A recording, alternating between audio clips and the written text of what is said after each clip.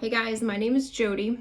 Today I'm going to be going over pressure ulcers, basically what a pressure ulcer is and who gets them. So to start off with this course, I'll ask you guys to take out your pre-test. It's just a series of 5 questions. You're not going to be graded. I just want to gauge to see like what you know before the class starts, and then we'll take another test at the end to kind of compare your answers to see where you learned. So just take a few minutes to answer those questions. And if you're not sure about how to answer one, you can just simply leave it blank. Again, these aren't going to be graded. And then you can just keep that at your seat, and then I'll be collecting those throughout the class. So looking at the PowerPoint presentation, if you want to start at our title screen, what is a pressure ulcer and who gets them? So this is what we'll be going over today. So hopefully by the end of the course, you'll be able to explain this. So on slide number 2, first, does anybody know what a pressure ulcer is at all? Any ideas? The definitions that I have here, what is a pressure ulcer? Basically a pressure ulcer, or old school word is bed sore. They don't really use that term anymore. They're injuries to the skin and underlying tissues resulting from prolonged pressure on the skin.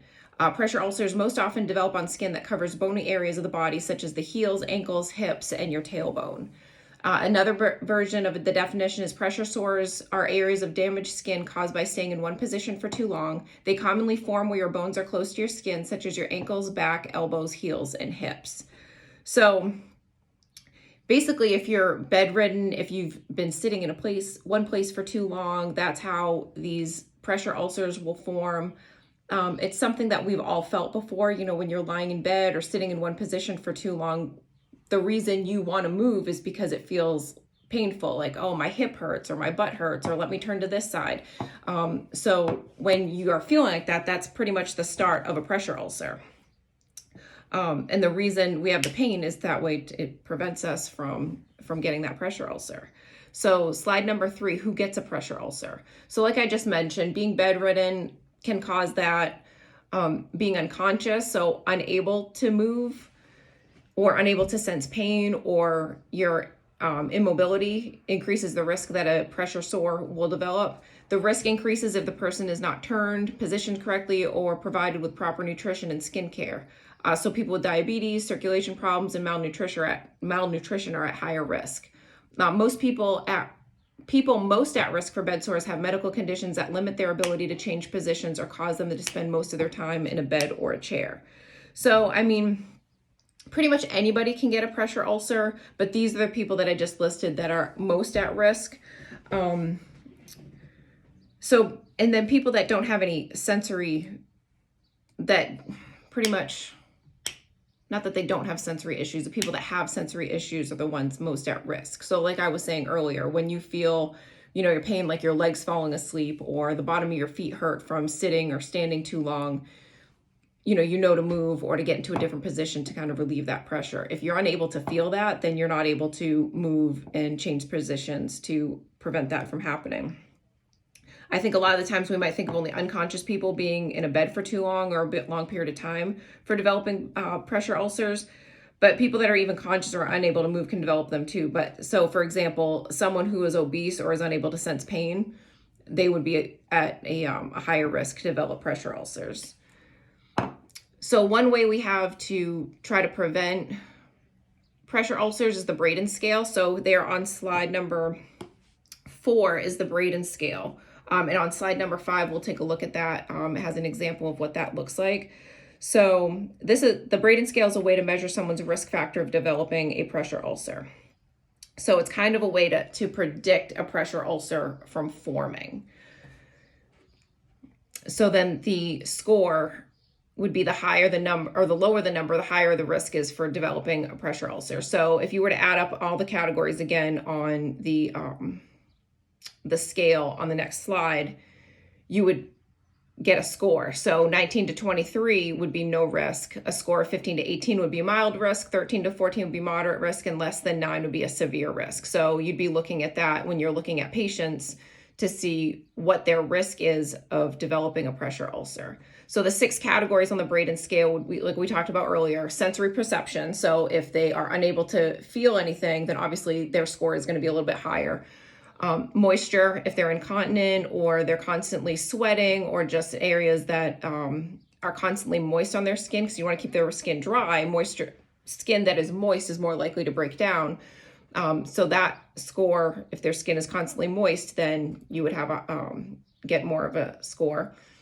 Activity level, so inactivity would put you at a higher risk. Mobility, again, we talked about. Nutrition, if you're not eating well or taking care of your skin. And friction or shear, just kind of moving around. If there's things that are moving along the skin, like that's going to break the skin down a lot quicker too. So those are the 6 categories of the Braden scale. And again, if we take a look at slide number 5, this would give you an example of what we'd be looking at. So next, the stages of a pressure ulcer. So you can, again, we have a way with the Braden scale to kind of determine who's at higher risk for them and who's not. But then what do we do when we see something that could be started as a pressure ulcer? So we've got stages. So there's 4, maybe technically 5 stages. 4 meaning like 1, the first stage would be the skin feels warm to the touch. Like if you see it, it just kind of looks red. It just kind of looks like, you've been sitting on it for a long time. But when you go to touch it, kind of press it, how usually you press your skin and it kind of turns white and then it goes back to its normal color. The redness, it won't be blanchable pretty much. So the skin feels warm to the touch. There may be a color change, so it's going to look a little bit red, and the area might be itchy to that person. A stage 2 would be an open sore, kind of looks like a blister. So it's just kind of like that first layer of skin has come off. So it's a little bit raw. So it's a little bit more red than like normal skin would look like. And you would see some skin kind of like peeling around it. Then if you got to a stage 3, a lesion develops in like a crater-like appearance. So there's tissue damage below the skin surface. So now instead of just kind of like an open blister and a little bit of skin around it, it's kind of like cratered in. And this can further develop into a stage 4. So that's severe damage. And this is where infections can start. The muscles or bones and tendons might be visible. So it's very deep, very painful. And then it's not really stage 5, but then there's unstageable, where there would be so much slough or necrotic tissue in there that would be hard to tell what stage that, or it's just beyond a stage 4. And it could cause tunneling, which means that it looks like, like a small sore on, like, say, your coccyx, but then maybe if you looked at it at a different angle, that it would go deeper into the skin. So if we look here on slide number 7, you've got the different stages. So how stage 1 just looks a little red. Stage 2, it's kind of opening up. Stage 3, it's a little bit further down and even into your fat tissue. And stage 4 can go all the way down. And so you've got the exposure of some bone in there. And the longer somebody goes with, not treating a pressure ulcer, the harder it's going to be to treat it and to pretty much cure it at that point. So that is basically what a pressure ulcer is.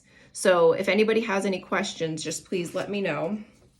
And then we're going to move on to now. So now that we know what a pressure ulcer is, now we can look to see of how we can prevent it. So you've got a handout. It kind of looks like this, has a little puppy dog on it, preventing pressure ulcers, and it's double-sided. So it's got some information on here. So we're going to go through this. We'll go through this together. I've got some questions. So take a few minutes, just look it over real quick and kind of just highlight some areas that maybe we didn't talk about, or some things that maybe you've got questions about. So we'll go over these questions together.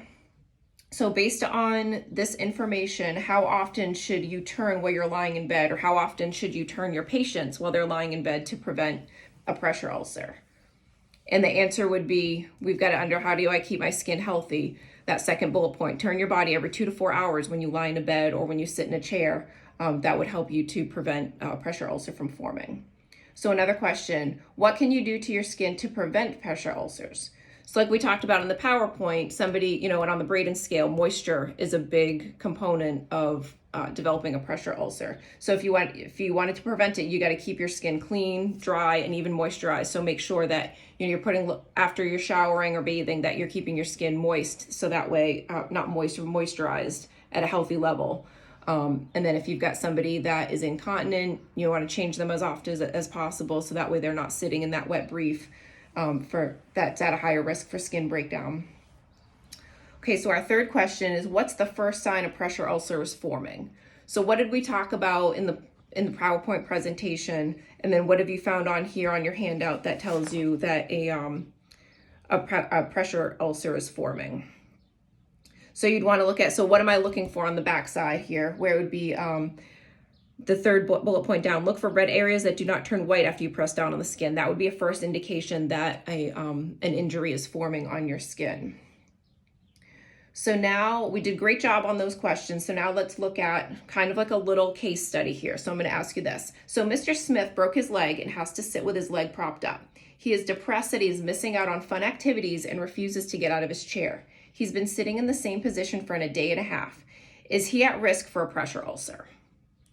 So based on our information that we have, yes, he is. He's been sitting in the same position for a day and a half. So, and what we talked about earlier, how often should we be turning, or how often should we be moving? Every 2 to 4 hours. So if he's been in the same position for a day and a half, yes, he is at very high risk for developing a pressure ulcer.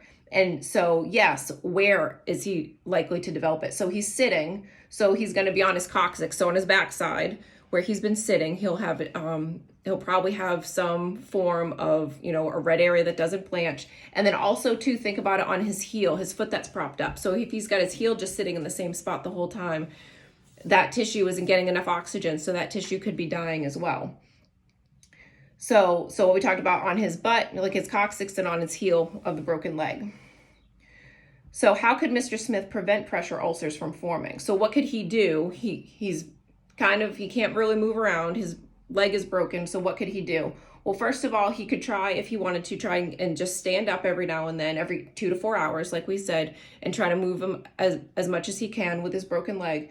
And then while he's sitting, while he's got his leg propped up, we don't want to keep him from propping his leg up, but just to put a pillow underneath his leg to keep his heel from resting on a hard surface. So we call that floating the heel. So as long as his heel is floated, he can keep his leg up, and then he's not at any risk to develop a pressure sore. So this is good information to have. So those are the questions I wanted to go over with you.